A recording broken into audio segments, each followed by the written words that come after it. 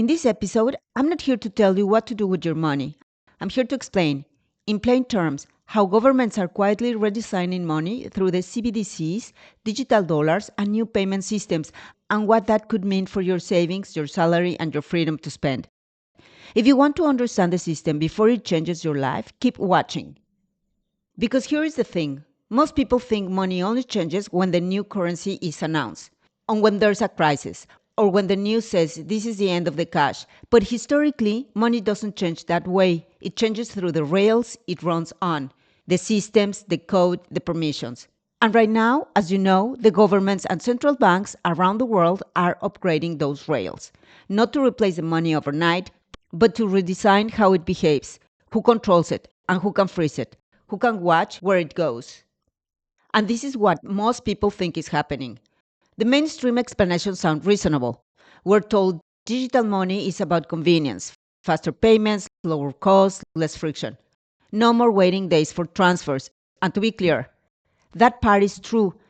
Cash is expensive to handle. Banks are slow, payment systems are outdated, technology can improve all that. So when people hear about digital currencies or cashless systems, they think, okay, this is just the next version of online banking. And if that were the whole story, there wouldn't be much to discuss.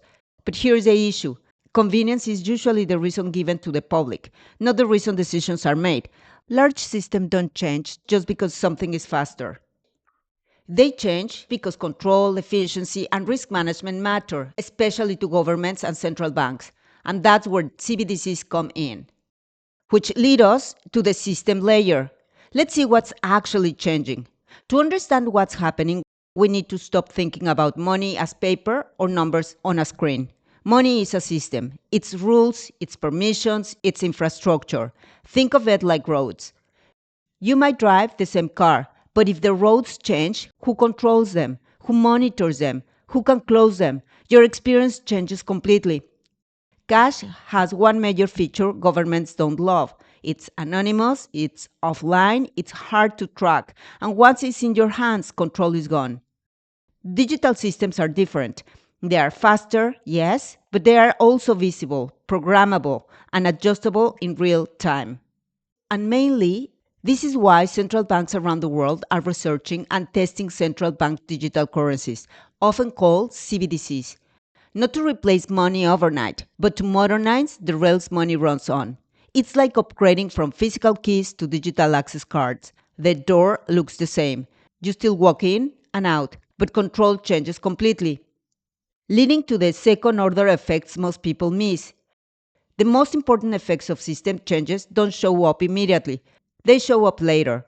Digital money allows to faster policy responses, more precise stimulus, easier enforcement rules, better monitoring on financial flows.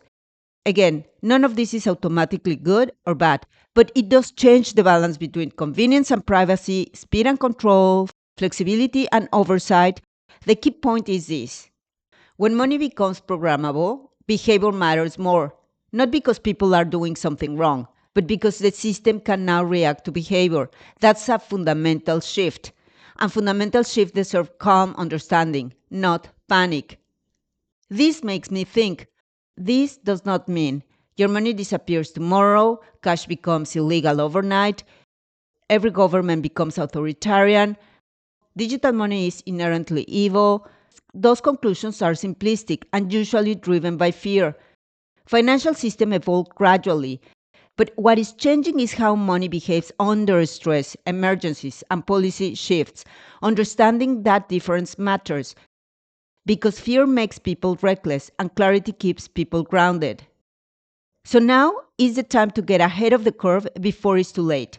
So here it is, how you may think about going forward. Instead of asking, is this good or bad?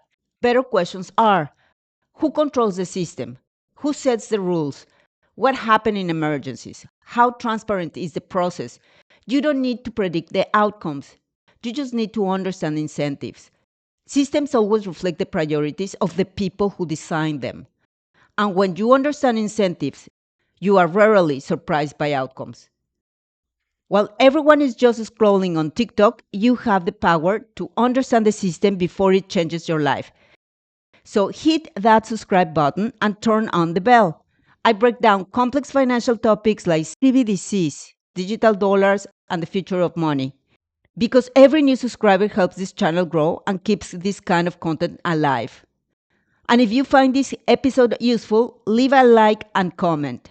I read everyone and use your feedback to shape future episodes.